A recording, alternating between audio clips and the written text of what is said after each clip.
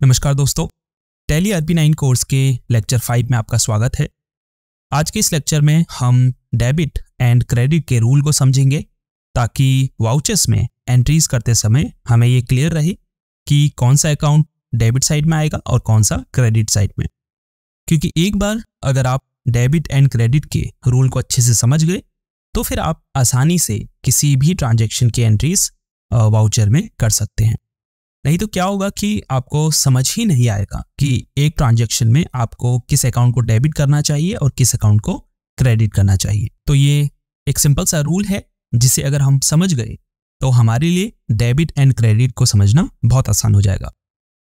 तो जितने भी अकाउंट्स हैं जैसे गैस अकाउंट हो गया, सेल्स अकाउंट हो गया, परचेस अकाउंट हो गया, कैपिटल अकाउंट हो गया और बाकी सभी अकाउंट्स, उन्हें हम इन कुल 5 कैटेगरीज में रखते हैं। क्या है वो कैटेगरीज? जैसे है एसेट्स, एक्सपेंस, लायबिलिटीज, रेवेन्यू या जिसे हम इनकम भी कह सकते हैं, फिर है इक्विटी यानी कैपिटल। तो ये टोटल 5 कैटेगरीज हैं जिसके अंदर जो हमारे जो जितने भी अकाउंट्स हैं वो सब इन्हीं 5 कैटेगरीज के अंदर आते हैं। अब सबसे पहले 5 अकाउंट कैटेगरीज को समझते हैं कि ये बेसिकली हैं क्या।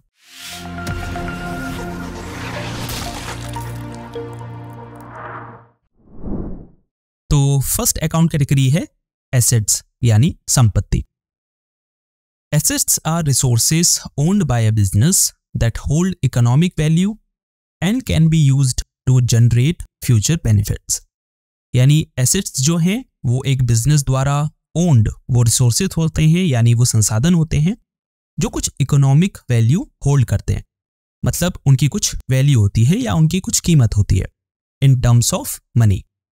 फॉर एग्जाम्पल, आपके पास एक जमीन है तो वो आपका एक एसेट है, यानी आपकी एक संपत्ति है जिसकी एक कीमत है, यानी आप उसे बेच सकते हैं या उसे रेंट पर दे सकते हैं जो आपको रेवेन्यू या फिर इनकम जनरेट करके देगी।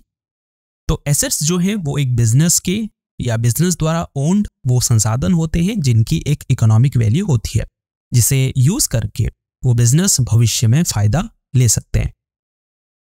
एसेट्स के यहाँ कुछ एग्जाम्पल दिए गए हैं जो एक बिजनेस ओन करता है, जैसे है कैश।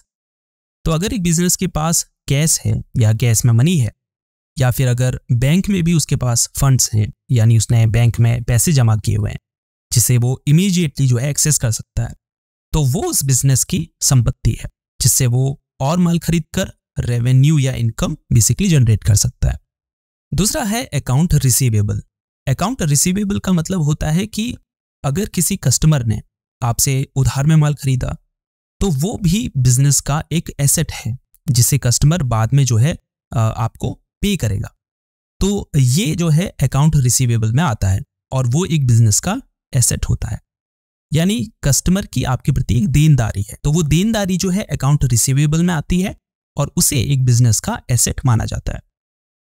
फिर है इन्वेंट्री, जो सेल करने के लिए स्टॉक में आइटम पड़ा हुआ है, वो भी जो है एक बिजनेस का एसेट होता है। फिर है फिक्स्ड एसेट्स, जैसे लैंड हो गया, बिल्डिंग्स हो गई, मशीन्स हो गई, बिजनेस में यूज होने वाले इक्विपमेंट्स हो गए।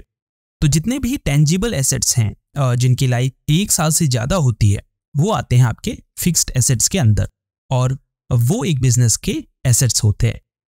इसके अलावा इंटेंजिबल एसेट्स हो गए, जैसे कॉपीराइट हो गया या पेटेंट हो गया, ये सभी एक बिजनेस के एसेट्स के अंदर आते हैं। इसके अलावा इन्वेस्टमेंट हो गई, जैसे एक बिजनेस ने कहीं इन्वेस्टमेंट कर रखी है, स्टॉक्स में करी है या बॉन्ड्स में करी हुई है, जहां से उसे रिटर्न्स मिलेंगे, तो वो भी जो है एक बिजनेस का एसेट होता है। इसके अलावा प्रीपेड एक्सपेंसेस हो गई, जैसे अगर एक बिजनेस ने माल खरीदा और उसकी जो है एडवांस में पेमेंट कर दी तो वो जो है प्रीपेड एक्सपेंस में आता है और वो भी एक बिजनेस का एसेट होता है। या फिर अगर एडवांस में रेंट पे किया तो वो भी जो है एक बिजनेस का एसेट है। तो ये सब जो है एक बिजनेस के एसेट्स में आते हैं। दूसरा है लायबिलिटीज यानी देनदारी। लायबिलिटीज आर ऑब्लिगेशंस और डेट्स दैट अ बिजनेस ओज टू एक्सटर्नल पार्टीज। यानी अगर एक बिजनेस की किसी बाहरी पार्टी के प्रति कोई देनदारी है या कोई डेट है, यानी कोई उधार है, तो वो एक बिजनेस की लायबिलिटीज होती है।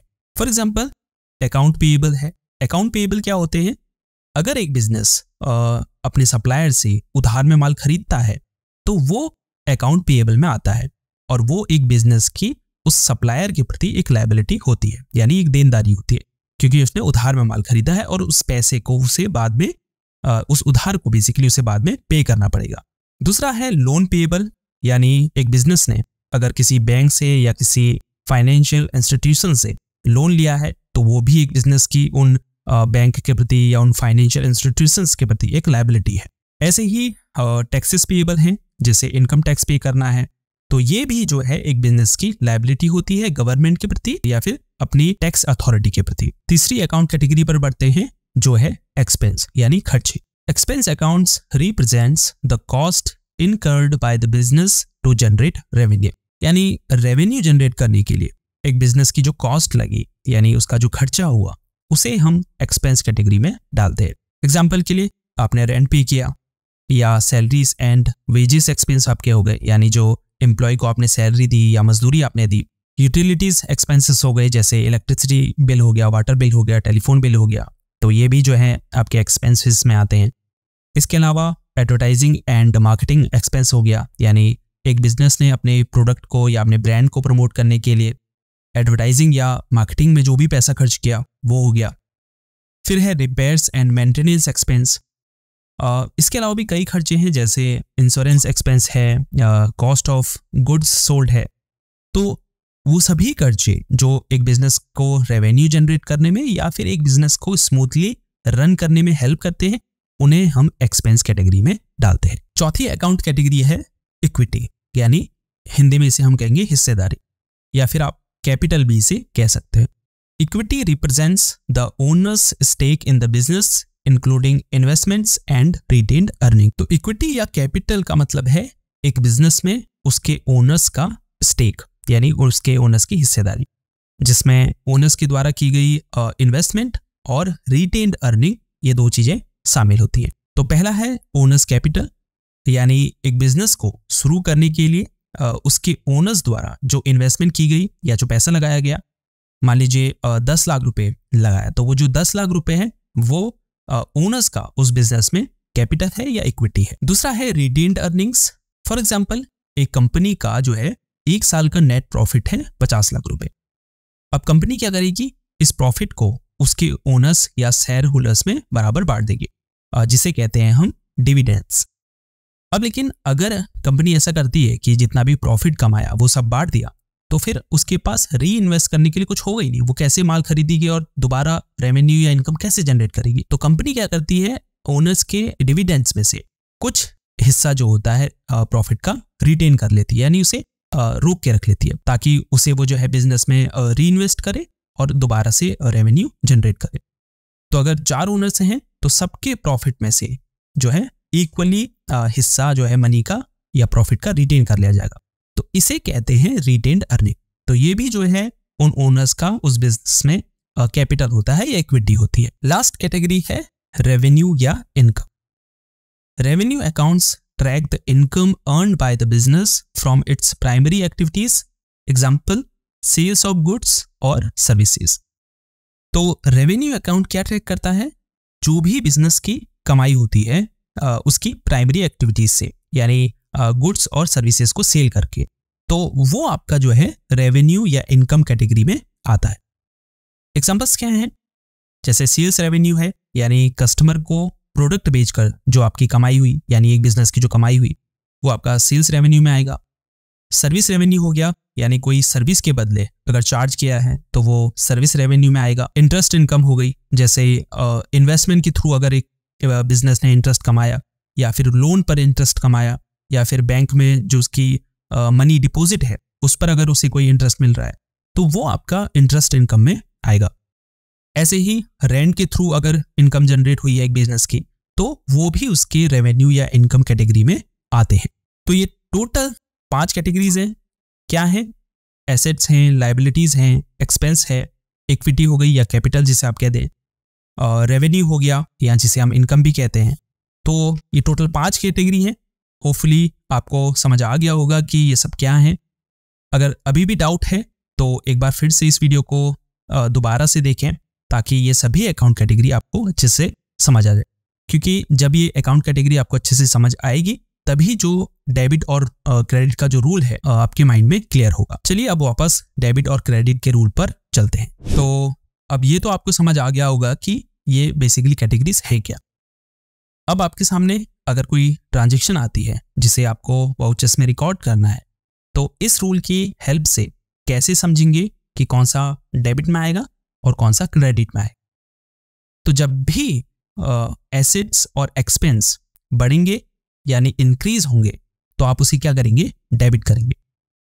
और अगर डिक्रीज होंगे यानी घटेंगे तो आप उस अकाउंट को क्या करेंगे, क्रेडिट करेंगे। यानी बढ़ेगा तो डेबिट और घटेगा तो क्रेडिट।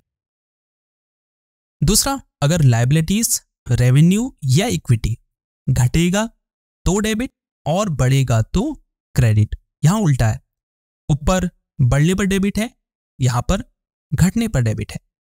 ऊपर घटने पर क्रेडिट है, यहां बढ़ने पर क्रेडिट है। तो चलिए इसे एक एग्जांपल से समझते हैं। तो एग्जांपल है purchase goods of INR 5 lakh in cash, यानी आपने 5 लाख कैश देकर माल खरीदा। अब टैली के हिसाब से देखें तो यहां पर कौन से दो अकाउंट इफेक्ट हुए हैं। एक तो परचेस अकाउंट क्योंकि माल खरीदा है, और दूसरा कैश अकाउंट यानी आपने कैश में माल खरीदा है। अब जो गुड्स है या जो आपकी इन्वेंट्री है या आपका जो स्टॉक है वो क्या होता है, आपका एसेट होता है। अभी हमने पीछे वीडियो में जाना था।